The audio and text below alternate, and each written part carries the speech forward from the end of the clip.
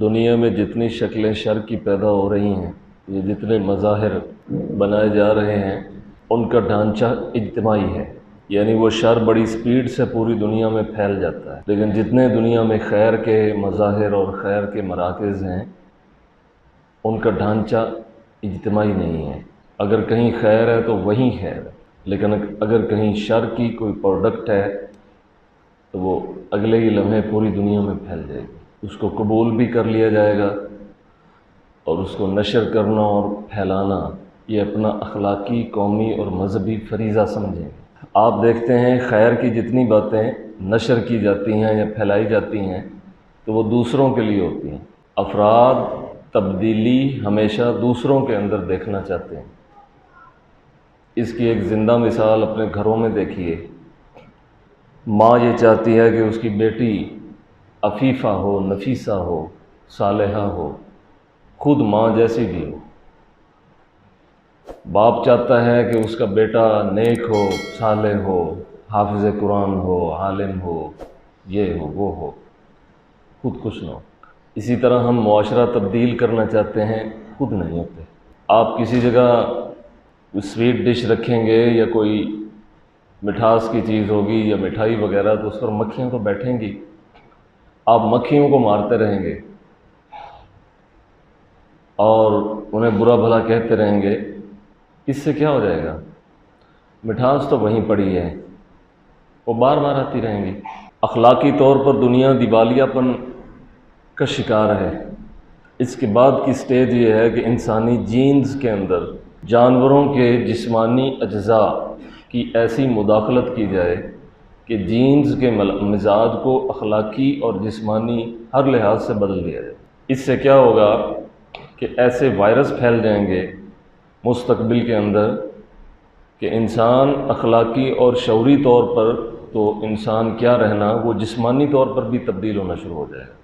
پھر اس پر یہ پروپیگیشن کی جائے گی کہ دیکھو یہ ارتقاء ہے، یعنی یہ بندر سے شروع ہوا اور اب واپس جانوروں کی طرف جا رہا ہے، جا نہیں رہا، کیا جا رہا ہے، اور یہ پھیل جائے گا۔ پھر اس کی ویکسینیشن بنائیں گے، پھر اس کو سیل کریں گے، فروخت کریں گے، پھر غریب ملکوں میں مفت دیں گے، اور جن ملکوں میں مفت تقسیم کریں گے پھر اپنی پالیسی بھی دیں گے، فلاں کام کرو گے تو ویکسینیشن ملے گی، فلاں کام نہیں کرو گے تو تمہاری پبلک اسی طرح مرے گی، مار دیے جاؤ گے۔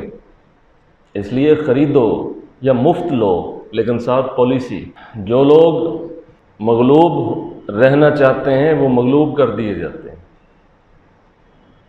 جو لوگ غالب رہنا چاہتے ہیں وہ بھی مغلوب کر دیے جاتے ہیں اگر ان میں صلاحیت نہ ہو۔ جس قوم کی اکثریت کو قومی بنیادوں پر ایسا تقسیم کیا جائے کہ چھوٹے چھوٹے گروہ بن جائیں، ایک ٹاؤن کے اندر 10 گروہ مختلف برادریوں کے، ان کا مائنڈ سیٹ بھی مختلف، اغراض و مقاصد بھی مختلف، ان کی زندگی کی گزارنے کا سٹائل بھی مختلف، ایک دوسرے سے جھگڑتے رہیں۔ اتفاق اتحاد کی بات کرتے ہیں، اتفاق و اتحاد تب ہوتا ہے جب کسی جگہ کوئی چیز متعین ہو کہ اس پر اتفاق کرنا ہے، اور جب کسی چیز پر اتفاق ہی نہ ہو تو اتفاق کرنا کس پر ہے؟ مسلمانوں کی خواہش ہے کہ یہ پوری دنیا پہ غالب آ جائیں، اسی لیے بندوق اٹھائے رکھتے ہیں، لیکن غالب آ کر پھر وہاں کیا کریں گے؟ اتنی محنت سے جو چیزیں بنائی گئی ہوں گی ان کو اجاڑ دیں گے، تو اللہ تعالیٰ ان کی محنت ضائع کر دے گا؟ نہیں، ان کو مغلوب کر دے گا۔ تو پہلے اخلاقی طور پر دیوالیہ پن کا شکار ہو چکے، اب جسمانی تبدیلیاں آئیں گی، اور ایک وائرس کے بعد دوسرا وائرس۔ کب تک یہ لوگ بیرونی قرضوں پہ چلتے رہیں گے اور فنڈ پہ چلتے رہیں گے؟ تب تک یہ سدھر نہیں سکیں گے، جب تک کہ اچھا چلیں اگر سرحدی بنیادوں پر قومی علامتیں ہی بن گئیں یا قومی ریاستیں ہی بن گئیں یا نو آبادیاتی ریاست ہی بن گئی، لیکن اب بن گئی ہے، قید سے کب آزاد ہوگی؟ ہمیں سیاسی طور پر سیاسی سمجھ بوجھ سے دور رکھا گیا ہے، اس لیے کہ ہم سیاسی نہ ہوں۔ حالانکہ ہر مذہبی آدمی کو وہ روایت معلوم ہے کہ بنی اسرائیل کی سیاست بنی اسرائیل کے انبیاء کیا کرتے تھے، لیکن انبیاء ایسی سیاست نہیں کرتے تھے جو یہاں پہ ہے، سٹرکچر یہ نہیں تھا، طریقہ کار یہ نہیں تھا۔ یہاں آپ نے سیاست ان لوگوں کو دے رکھی ہے جو خون خوار ہیں، پھر آپ کوستے رہتے ہیں اور روتے رہتے ہیں کہ یہ ہمارے ساتھ کیا ہوا ہے۔ اسی طرح سے مذہبی طور پر بھی، روحانی طور پر بھی آپ نے ہماری قوم نے بحیثیت مجموعی ایسے راہبر بنائے ہوئے ہیں کہ جو دین کی تعبیر کے اندر اس عالمگیر مشن کو ایک مخصوص ذہن میں بند کر دیتے ہیں، ایک مخصوص رستے پہ بند کر دیتے ہیں، مارنے مرنے پر اتر آتے ہیں چند گھڑیوں میں۔ اسی طرح سماجی نمائندے، کھانے پینے اور بے راہ روی کے سوا کوئی کام نہیں ہے۔ تو اب کے بعد اخلاقیات کا جو رہی صحیح کثر ہے اس کے بھی جنازے اٹھیں گے، اور شہر اپنی اجتماعی شکل میں اتنا مجتمع ہو جائے گا کہ ایک منٹ میں، ایک ساتھ میں پوری دنیا میں پھیل جائے گا، اور خیر کے لیے آپ زور لگائیں گے، پروپیگنڈا کریں گے، انویسٹمنٹ بھی کریں گے تو وہ نہیں پھیلے گی۔ اینڈرائڈ موبائل اور میڈیا لوگوں کی ذہن سازی کرے گا، اور اتنی کرے گا لوگوں کا اپنا ذہن ہوگا ہی نہیں۔ جیسے آدمی اپنے دوست کے مذہب پر ہوتا ہے، کیوں؟ کیونکہ اس کو دوست سے انس ہوتا ہے۔ تو جس کو سکرین سے انس ہوگا، سکرین اس پر اپنا دماغ پیش کرے گی اور اس کا دماغ اپنے ساتھ ملا لے گی۔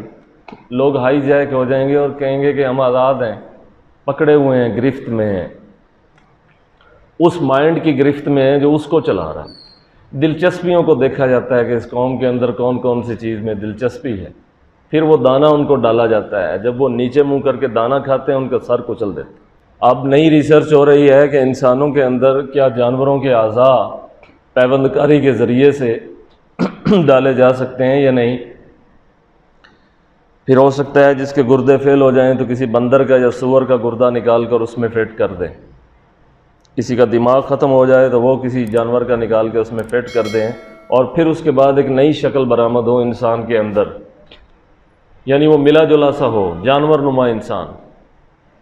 یہ وہ بات ہے جس کی طرف رسول اللہ نے فرمایا تھا کہ میری امت میں آخری زمانے میں کچھ لوگ بندروں کی طرح مسخ کر دیے جائیں گے۔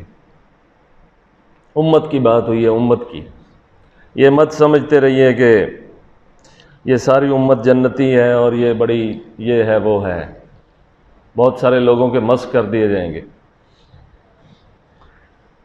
وہ لوگ جو کافر تو کافر ہیں، امتیوں کو نہیں چھوڑتے، ان کا کیا کیا جائے؟ اس بنیاد پہ چھوڑ دیا جائے کہ عاشق رسول ہیں، وہ تو ہر کوئی کہہ دے گا میں عاشق رسول ہوں۔ کمزور آدمی کو جکڑ کے پکڑ کے جیل میں ڈال دیتے ہیں، تگڑے آدمی کو جیل آج تک ہوئی ہے؟ جس سیاستدان کو مارنا ہو وہی جیل جاتا ہے، جس کو نہیں مارنا وہ باہر آ جاتا ہے۔ جتنا مرضی کر لو، جو مرضی کر لو۔ بڑے بڑے لوگ مرنے سے پہلے بیرون ملک چلے جاتے ہیں، پھر یہی دیکھا جاتا ہے چلو اچھا ہوا جان چھوٹی۔ عدل و انصاف کا جب یہ معیار ہو تو خدا کی طرف سے پھر خیر اور برکت نازل نہیں ہوتی، پھر شر ہی اترتا ہے۔ گھروں کے اندر دیکھ لیں کس کی کس سے صلح ہے، بھائی بھائی کا گوشت نوچتا ہے، خون پیتا ہے، اولاد ماں باپ کا اور ماں باپ اولاد کا۔ اخلاص نام کی کوئی شے نہیں رہی۔ جس پانی کو خون ہونا چاہیے تھا وہ خون بھی پانی ہو گیا۔ اب اس کے بعد وہ سٹیج ہے کہ جب انسان جانور نما انسان ہونے شروع ہو جائیں گے۔ بظاہر آپ کو انسان نظر آئیں گے، لیکن اگر آپ انہیں فراست سے دیکھیں گے تو آپ کو لگے گا کوئی بھیڑیا ہے، کوئی بندر ہے، کوئی کوا ہے، کیونکہ صفتیں ویسی ہو جائیں گی، صفتیں ویسی ہو جائیں گی۔ آپ نے کبھی غور سے کوے کو دیکھا ہوگا تو کوے کا دھیان کی طرف دھیان دیجئے گا۔ کوے کا دھیان اس چیز پر ہوتا ہے جو اس نے اچکنی ہوتی، اتنی چلاکی سے دیکھ رہا ہوتا ہے کہ وہ پوری توجہ اس پہ رکھتا ہے جو اس نے اچکنی۔ ایسے ہی کچھ لوگوں کی طبیعتیں آپ دیکھیں کہ وہ ہر جگہ جہاں بھی ہوں گے وہ اپنی اس پر دھیان رکھے ہوئے ہوں گے کہ میں نے اس کو اچکنا کیسے۔ جیسے آپ کسی دسترخوان پر ولیمے کی دعوت میں دھیان رکھتے ہیں نا کہ اچھی گوشت کہاں پڑا ہے، تو یہ دھیان ہی ہے نا، کوے کا دھیان ہوتا ہے۔ اسی طرح آپ کسی بھوکے کتے کا دھیان بھی دیکھیے گا، اس پہ دھیان رکھیں گے تو اس کا دھیان باہر آئے گا کہ وہ اس چیز پر دھیان رکھے ہوئے ہے جو اس نے کھانی ہے اور کھا کے بھاگنا ہے۔ اسی طرح یہ جانوروں کے آپ دھیانوں پر دھیان دیں گے تو آپ کو ان کی صفت سمجھ آئے گی کہ یہ کیا کرتے ہیں، ویسے ہی پھر بندوں کو دیکھیے گا اور اپنے آپ کو بھی دیکھیے گا، آپ بھی انہی میں سے کوئی ایک ہوں گے۔ ناراض ہونے کی کوئی بات نہیں، یہ احتساب ہے جو ہم چاہتے ہیں ہماری عدالتوں میں ہو۔ عدالت لگائیں اپنے وجود پر اور احتساب کریں اپنا، کس جانور کے کھاتے میں جا رہے ہیں۔ فرمایا میری امت کے بہت سے لوگ بندروں کی طرح مسخ کر دیے جائیں گے۔ یہ مسخ صفاتی ہوگا یا مسخ عینی، یعنی بے عین ہی بندر معلوم ہوں گے یا صفت کے طور پر ہوں گے، اس میں علماء نے اختلاف کیا ہے۔ بہرحال صفت کے طور پر تو یہ ہو چکے ہیں، اب توقع رکھتے ہیں کہ برکت اترے، رحمت اترے اور یہ ہو جائے اور وہ ہو جائے، تو ایسا نہیں ہوتا۔ شر پھیل گیا ہے اور اتنا پھیل گیا ہے کہ ہم سب شر کی کسی نہ کسی صورت میں پڑے ہیں۔ خیر کو تلاش کریں شاید ملے، تلاش کریں شاید کوئی ملے۔